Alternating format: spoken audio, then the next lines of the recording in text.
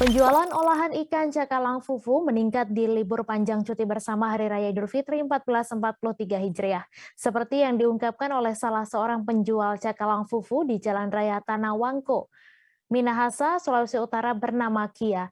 Ia mengaku mengalami peningkatan penjualan hingga 100 ekor per hari setelah sebelumnya belum pernah mencapai angka tersebut karena terdampak pandemi COVID-19. Untuk informasi selengkapnya akan disampaikan langsung oleh rekan jurnalis Tribun Manado, Isfara Safitri yang kini sudah terhubung bersama kami. Silakan Isfara.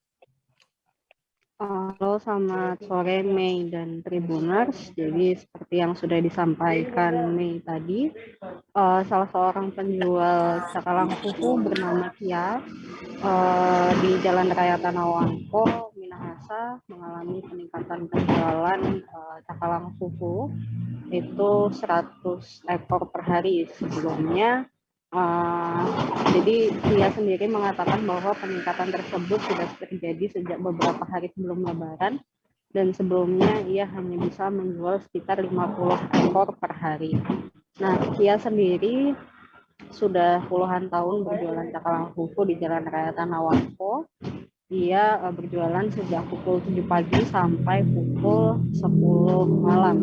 Nah, meskipun Kia sendiri mengatakan bahwa penjualannya meningkat, tapi untuk pembelinya sendiri itu masih di sekitaran warga lokal, yaitu di sekitaran Manado, Minahasa, dan juga Minahasa Selatan. Kalaupun wisatawan, itu juga wisatawan lokal di sekitaran Minahasa itu sendiri.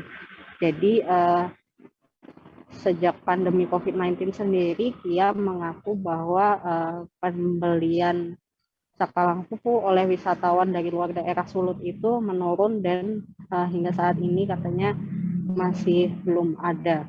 Nah, Kia sendiri menjual cakalang fufu dengan berbagai ukuran dan tentunya berbagai harga juga, mulai dari 1 ekor 50.000, ada juga yang 100.000 bisa mendapatkan 3 ekor cakalang fufu, dan 4 ekor cakalang fufu seharga 100.000.